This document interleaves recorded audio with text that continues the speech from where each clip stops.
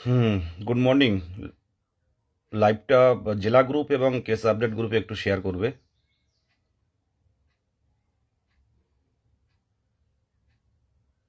দেখুন, কাল থেকে আপনারাও দেখছেন, আমিও দেখছি।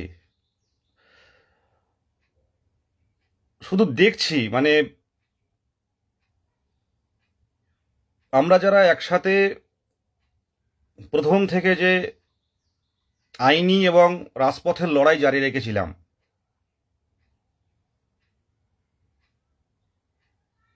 যখন পজিটিভ কিছু এসেছে সকলেই বাহবা দিয়েছে, নেগেটিভ কিছু আসলে কেউ বলতে ছাড়ে না, সেটাই স্বাভাবিক। আজকে দেখতে পাচ্ছেন যে হোয়াটসঅ্যাপ, ফেসবুক, বিভিন্ন প্ল্যাটফর্মে আপনারা সবাই দেখতে পাচ্ছেন সব কিছু, যে আসল বিষয়গুলো থেকে সরে এসে বিভিন্নভাবে বিভিন্নভাবে যারা নেতৃত্ব দেয় তাদের পার্সোনালভাবে তাদেরকে বিভিন্নভাবে বিভিন্ন কথায় তাদের নামের পিছনে অ্যালিগেশন জুড়ে দেওয়া হচ্ছে। আপনারা প্রত্যেকেই জানেন যে গত 3টে বছর ধরে আমরা প্রত্যেকেই আগামী দিনে হবু শিক্ষক শিক্ষিকা। আমার কথাগুলো একটু শুনবেন ভালো করে।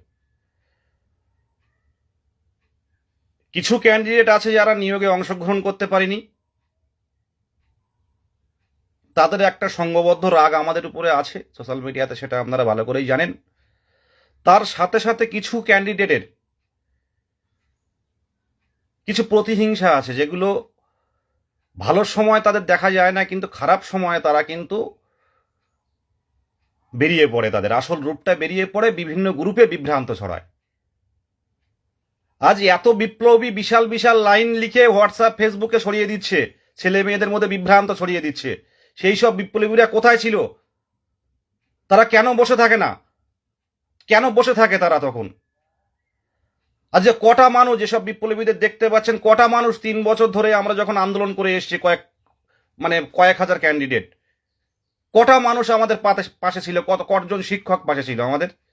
3 বছর ধরে তো একটা মামলা কতদিন আটকে রাখা যায়? এর আগের লাইভগুলো দেখলে বুঝতে পারবেন, পরিষ্কারভাবে তুলে ধরা হয়েছে, কিন্তু ম্যাট কিন্তু বেশি দিন আটকে রাখা যাবে না। আমাদের দিক থেকে আমরা লড়াই চালিয়েছি,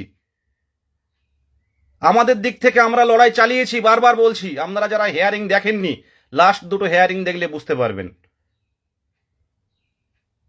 শেষ দুটো হেয়ারিং, কথোপকথন, পরিষ্কারভাবে আপনারা বুঝতে পারবেন যে লড়াই হয়েছে কি হয়নি। আমাদের দিক থেকে যথেষ্ট লড়াই ছিল। এখন কলমে অনেক কিছু বেরোবে, বিভিন্ন দিকে বেরোবে, বিভিন্ন সোশ্যাল মিডিয়ায় ছড়াবে, কিন্তু এটাও কি আপনারা তো অনেকেই যারা হবু শিক্ষক, অনেকেও পার্সোনালি মেসেজ করছে, দাদা আপনাদের নামে যেটা বলা হচ্ছে, আপনার নামে বলা হচ্ছে, এগুলো সবগুলোই কিন্তু আমরা বিশ্বাসী নয়। 3 বছরের মধ্যে যদি অন্তত আমরা ইন্টারভিউটা শেষ করে উঠতে পারতাম, তাহলে তো এই সমস্যাটা পড়তে হতো না। আজকে আপনারা অনেকেই জানেন না যে এই মামলায়, 2014 প্রশ্নবুল মামলায় অলরেডি অনেকে চাকরি করছেন। মামলাটা আজ হোক কাল হোক রায় হতোই। মোহিত যে সিদ্ধান্তটা নিয়েছে, সে আইনি বিষয় যথেষ্ট ভালো বোঝে। চেষ্টা চালানো হয়েছে, কিন্তু যদি বিচারপতি আমাদের কথা না শোনেন, যেখানে 2014 টেট পাস, 2014 পিটিশনার হওয়াটা ভালো ছিল, কারণ বেনিফিশিয়ারি কিন্তু 2022 নয়।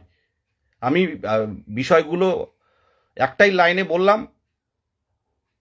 আর সোশ্যাল মিডিয়াতে আমি এই আইনি বিষয়ে কিছু বলবো না। প্রত্যেকটা কেস আপডেট গ্রুপে কালকে ভয়েস দেয়া হলো, কালকে লিখেও দেয়া হলো। পরে মোহিত লাইভে আসবে ডিটেলস বলার জন্য। কি আইন লড়াই হয়নি? 3 বছর ধরে কি লড়াই হয়নি? সেগুলো হয়তো সব সোশ্যাল মিডিয়াতে তুলে ধরা হয় না, কিন্তু প্রত্যেকটা কেস আপডেট গ্রুপে আপডেট দেওয়া হয়। এখন এই অবস্থা, এই শোচনীয় অবস্থার মধ্যে কি করে আমরা বেরিয়ে আসবো সেটা না ভেবে এক শ্রেণীর মানুষ সম্পূর্ণ পার্সোনালি কুৎসা রটিয়ে যাচ্ছে, যেটা একজন শিক্ষক শিক্ষিকা হিসাবে অনভিপ্রেত। বিশাল বিশাল লাইন লিখছে, তাদের একটা লাইন পাবেন না যে 3 বছর তো আটকে রাখা হয়েছে। এই 3 বছরের মধ্যে যদি নোটিফিকেশন, আমাদের ইন্টারভিউ প্রসেস শেষ হয়ে যেত, তাহলে কি এই সমস্যাটার সম্মুখীন হতে হতো? এই প্রশ্নটা কিন্তু কেউ করছে না। নিজের নিজের জায়গায় এই যখন একটা সমস্যা বা একটা বিভ্রান্ত মানুষের মধ্যে ঢুকিয়ে দিচ্ছে প্রত্যেকটা ক্যান্ডিডেট মধ্যে। সবাই আমরা চিন্তিত, কিন্তু এটাও ঠিক 3 বছর আটকে রাখা হয়েছে আর আমাদের অনগোয়িং প্রসেস। এইটা কতদিন পর্যন্ত গড়াবে সেটা আপনারাই দেখুন শেষ পর্যন্ত। বিভিন্ন গ্রুপ খুলে শুধুমাত্র যারা দীর্ঘদিন খাওয়া নেই ঘুম নেই তারা দীর্ঘদিন 3 বছর রাজপথের আইনি পথে লড়াই চালিয়ে আসছে, এই ঝামেলায় বদনামগুলো কেন আমি নেব বা সামনে পার্সোনালি অ্যাটাক হবে? কি এত দায় পড়েছে? ছেড়ে দিলাম, আপনারা করে নিন, যারা বড় বড় বিপ্লবী আছে করে নিন।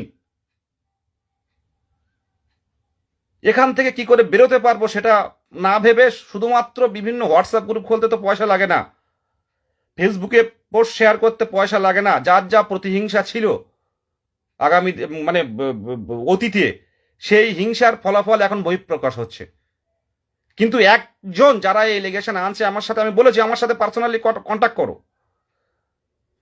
ফেসবুকে একটা যাদের অনেক ক্যান্ডিডেট আমি দেখছিলাম, ক্যান্ডিডেট হোক যা হোক, যে ফেসবুকে শুধু একই রকম পোস্ট করে যাচ্ছে, কিন্তু তারা কিন্তু হেয়ারিংটা দেখেনি, তারা হেয়ারিং দেখেনি।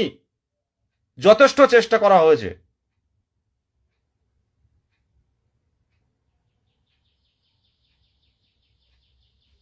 আর যে কথা আমাদের নিয়োগে কেন আসবে সেটা সামনের দিনে বোঝা যাবে।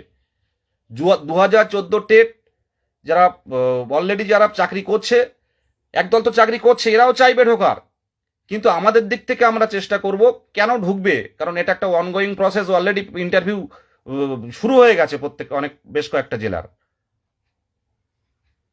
আর যার ওএমআর নেই কিসের ভিত্তিতে নাম্বার? আমাদের উকিল যেটা বলে যার ওএমআর নেই তার কিসের ভিত্তিতে নাম্বার? যার কোনো কাগজ নেই। ডিজিটাল ওএমআর বিশ্বাসী নয়। সামনের দিনে লড়াই হবে। এখন থেকে বিভিন্ন গ্রুপ খুলে যদি বিভ্রান্ত ছড়ানো হয় তাহলে কি সামনের দিনে কি কেউ লড়বে? আমি এগোতে পারবো না, আমরা এগোতে পারবো না।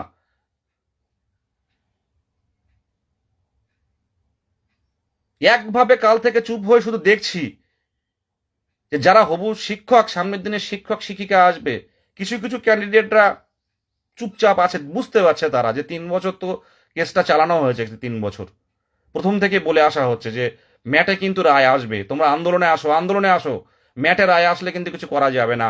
তবুও তো আটকে রেখেছি আমরা, তবুও তো আমাদের ইন্টারভিউ প্রসেস অনেকটাই পেরিয়ে গেছে, তারপর তো রায়টা এলো। এটা স্বাভাবিক।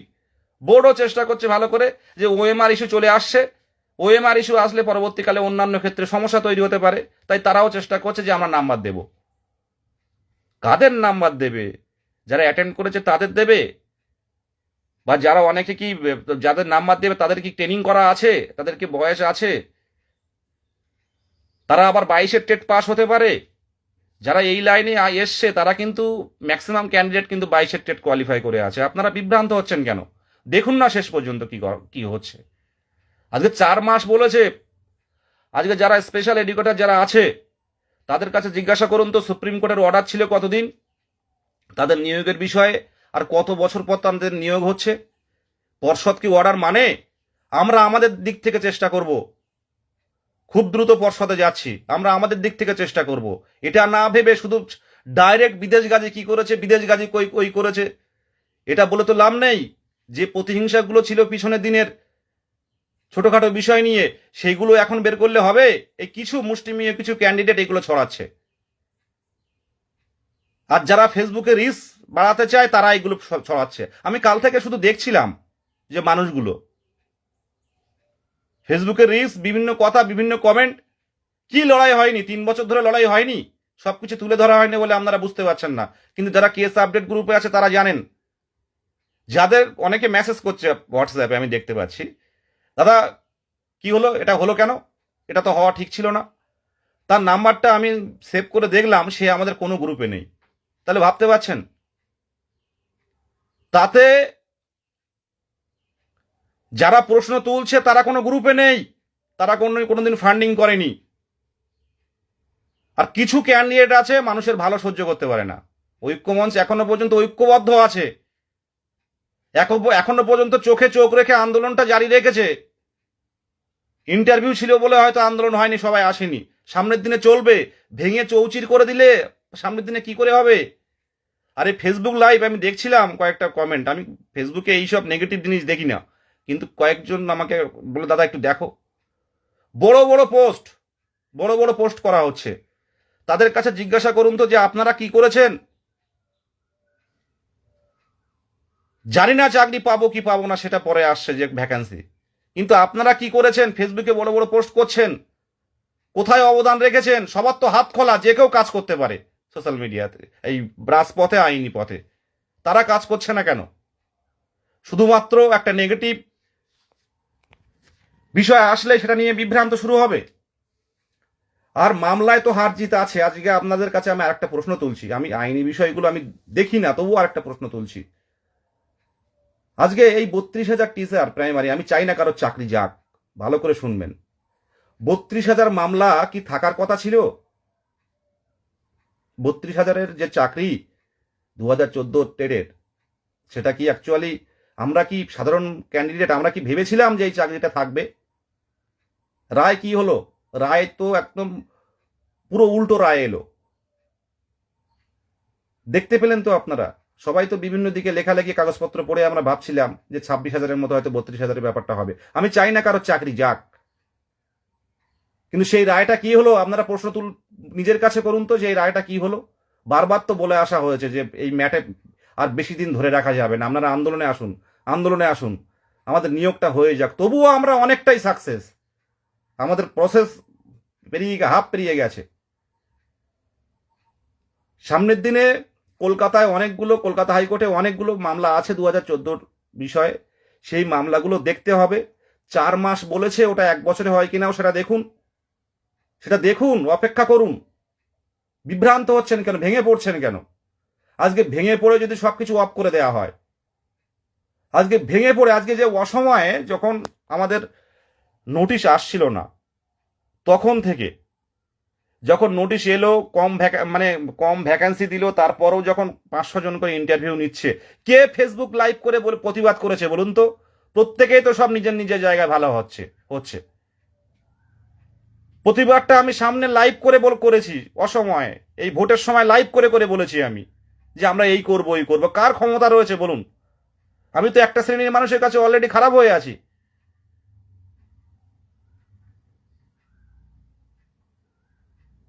এই যে প্রত্যেক দিন পোস্ট করি আমি ফেসবুকে, কিছু ছেলে মেয়ে তো শান্তি পায় যে না, লড়াইটা এখনো পর্যন্ত জারি আছে। কে করে বলুন তো? প্রত্যেকে পিছন থেকে গিয়ে তারা, আমরা চোখে চোখ রেখে লড়াই করছে, আর তারা গিয়ে সমঝোতা করছে।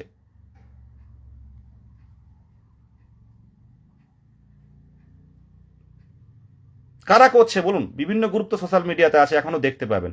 আর বিশেষ করে কিছু ফেসবুক যাদের রিস্ক বাড়ানোর জন্য নেগেটিভ বিষয়গুলো তুলে ধরছে। এই ছেলেরা যারা বিভিন্ন বিভ্রান্ত, কেউ হেয়ারিংটা দেখেনি ফুল, শুধু রায় হয়েছে, ঐক্যমঞ্চ পারেনি। লড়াইটা দেখ ভাই, কি হয়েছে, হেয়ারিংটা দেখ ভাই। একটা ভয়েস করে দেওয়া যায়, ফেসবুকে একটা লম্বা পোস্ট করে দেওয়া যায়। শেষ দুটো হেয়ারিং দেখা হোক। মোহিত যথেষ্ট আইনি বিষয় বোঝে, যেটা করা হয়েছে সামনের দিনে ভালোর জন্য চেষ্টা চালানো হয়েছে। কিন্তু বারবার বলে এসছি আমরা যে ম্যাটে কিন্তু রায় আসতে পারে, ম্যাটে কিন্তু রায় আসবেই, আপনারা আন্দোলন করুন, পথে নামুন, দ্রুত ইন্টারভিউটা শেষ করুন। তো যেহেতু আমরা অনেকটাই দিকে এগিয়ে গেছি, এটা নিয়ে আপনারা বিভ্রান্ত হবেন না। হাইকোর্টের অনেকগুলো কেস পেন্ডিং রয়েছে 2014 নিয়ে, শেষ অবধি কি হচ্ছে দেখা যাক না।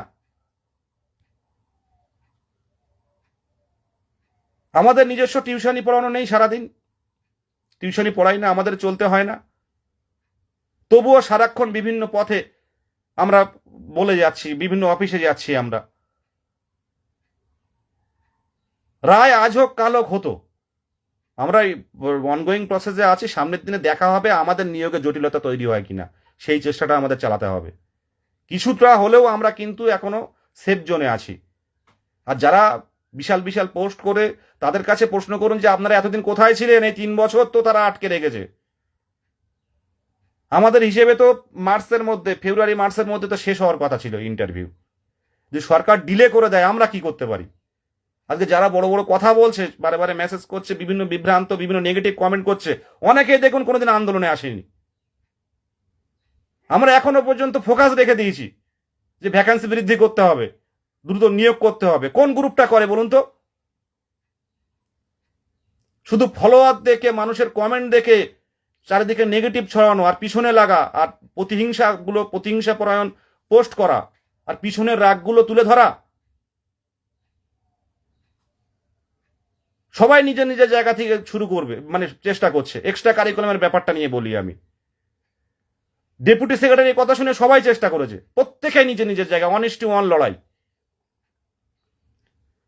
আজকে আইএসবিএন বা আদার্স যারা আছে, কার নেই বলুন তো? প্রত্যেকেই চেষ্টা করেছে সঠিকভাবে বের করার। সেই রাগগুলো এর উপর পড়লেও হবে? চেষ্টা হয়নি। চুপ আছি বলে মনে ভাববেন না যে একদম বসে গেছি। এরপরে যদি সামনে থেকে যদি কোনোভাবে নাম ধরে কোনো কিছু করা হয়, তখন কিন্তু অন্য স্টেপ নেওয়া হবে। প্রত্যেকের উদ্দেশ্যে বলছি। 3 বছর কি করে একটা মামলায় অলরেডি চাকরি করছেন এক শ্রেণীর মানুষ, এক শ্রেণীর শিক্ষক হয়েছে, শিক্ষক শিক্ষিকা, সেই মামলা কতদিন ধরে রাখা যায়? আমি বিশেষ কিছু বলছি না, আইনি বিষয় নিয়ে পরে মোহিত লাইভে আসবে। আর যারা বলছে বিভিন্ন কথা, তারা কটা হিয়ারিং করিয়েছে? হিয়ারিং করানো হয়নি। যেটা করেছি বা যেটা করা হয়েছে ঐক্য মঞ্চের পক্ষ থেকে, সেটা সাধারণ চাকরি প্রার্থীদের স্বার্থে। কোন রায় কি হবে কেউ আগে থেকে বলতে পারে না, বিচার প্রক্রিয়া কেউ বলতে পারে না বিচারপতি কি রায় দেবেন। আমাদের দিক থেকে চেষ্টা করা হয়েছে, আর সামনের দিনে চেষ্টা করা হবে আমাদের প্রসেসে যাতে না ঢোকে। আর সামনের দিনে অনেক কিছু পরিবর্তন আমরা দেখতে পাবেন, অপেক্ষা করুন। কলকাতা হাইকোর্টে মামলা আসুক। কলকাতা হাইকোর্টে প্রচুর পেন্ডিং মামলা পড়ে আছে। যে পর্ষদ প্রথমে ডিভিশন বেঞ্চকে চ্যালেঞ্জ করে, যে পর্ষদ দ্বিচারিতা, দুই জায়গায় দুই রকম কথা, ডিভিশন বেঞ্চে 150 জনের মতো চাকরি করছে, সেই মামলাকে চ্যালেঞ্জ করে সুপ্রিম কোর্টে গেল। আর সুপ্রিম কোর্টে গিয়ে বলছে আমরা নাম্বার দেব। কিসের ভিত্তিতে? তাহলে আমরা চ্যালেঞ্জ করলেন কেন? আর পরে এসএলপি করে পর্ষদ কেন ঢুকলো? তাহলে যদি নাম্বার দিতেই হয়, আমরা আমাদের দিক থেকে চেষ্টা চালাবো। সাধারণ চাকরি প্রার্থীদের বলবো, কিছু ক্যান্ডিডেট এই বিভ্রান্ত ছড়াচ্ছে, আপনারা এই বিভ্রান্তে পা দেবেন না। হাজার হাজার নেগেটিভ কমেন্ট পাবেন, হাজার হাজার নেগেটিভ কমেন্ট পাবেন। আজকে যারা বিভিন্ন জায়গায় বাইরে বেরিয়ে আসছে সোশ্যাল মিডিয়াতে, আমি বিশেষণগুলো দেব না, তাদের লাস্ট কয়েক মাসের, এটা দেখুন তো, লাস্ট কয়েক মাসের ইন্টারভিউ দেওয়ার পরও তাদের দেখুন তো কোনো পোস্ট আছে কিনা যে ভ্যাকান্সি বৃদ্ধির জন্য, আইনি পরপথে লড়াইয়ের জন্য, ছেলে মেয়েদের সঙ্গবদ্ধ করার জন্য। দেখুন তো আপনারা কেউ পান কিনা? হঠাৎ করে সব বেরিয়ে গিয়ে নেগেটিভ কমেন্ট দেখুন তো। কিন্তু এখনো পর্যন্ত রেগুলার তো আমরা সবাইকে ঐক্যবদ্ধ রাখার চেষ্টা চালিয়ে যাচ্ছি। কি কারণে বলুন তো? আমাদের কি ব্যক্তিগত কোনো কাজ নেই, না সব বিক্রি করে দিয়েছি?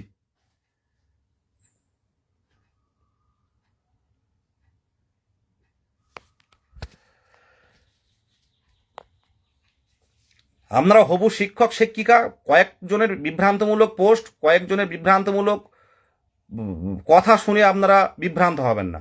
শেষ পর্যন্ত দেখুন, 4 মাস বলেছে, কত মাস যায় দেখুন। পর্ষদের দুই জায়গায় দু রকম বক্তব্য। এটা নিয়ে তো আমরা ফেস করব সামনের দিনে, শেষ দেখে ছাড়া হবে। আর 2025-এর নিয়োগে কোনোভাবে যাতে না আসে, বা সামনের দিনে জটিলতা তৈরি হয় কিনা সেদিকে আমরা কিন্তু তাকিয়ে আছি, প্রস্তুতি আছি। আশা রাখছি কোনো সমস্যা তৈরি হবে না, এটা নিয়ে অহেতুক প্যানিক করবেন না। এটা বলে শেষ করছি, সামনের দিনে দেখা হচ্ছে। এখনো পর্যন্ত কিন্তু আমরা ছেড়ে দেয়নি, চুপচাপ আছি বলে এই নয় যে ছেড়ে দিয়েছি, হেরে গেছি। ছেড়েও দিইনি, হেরেও যায়নি। যেটা হওয়ার ছিল সেটা হয়েছে, আমরা আমাদের দিক থেকে লড়াই দিয়েছি। এটা বলে শেষ করলাম। প্রত্যেকে ভালো থাকবেন।